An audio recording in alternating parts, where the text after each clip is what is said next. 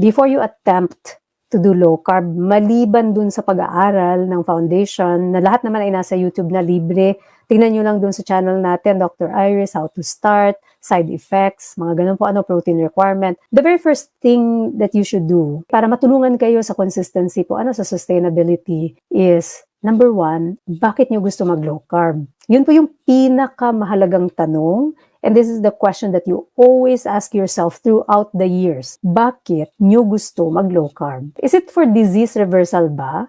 Is the reason dahil gusto nyo mas mahaba buhay nyo? Naglo-low carb ba kayo para pumayat? Ano po ba yung dahilan? Yung pagkakumbinsido ninyo doon sa dahilan nyo ang magbibigay sa inyo ng kalakasan para i-sustain yung lifestyle na to.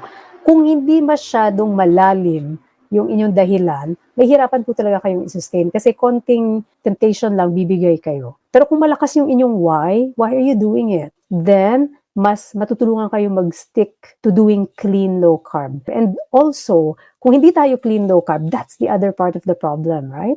Kasi pag hindi ka clean low carb, ano nangyayari sa'yo? Maya't maya, nandyan yung insulin stimulation sa'yo. Kasi every time you eat carbs, tumataas yung insulin. Pag bumagsak yan, mag-sugar craving ka na naman. Kaya ang hirap i-sustain, right? Subukan nating maging consistent, mawawala po yung mga cravings na yan. The cravings happen kung hindi tayo consistent.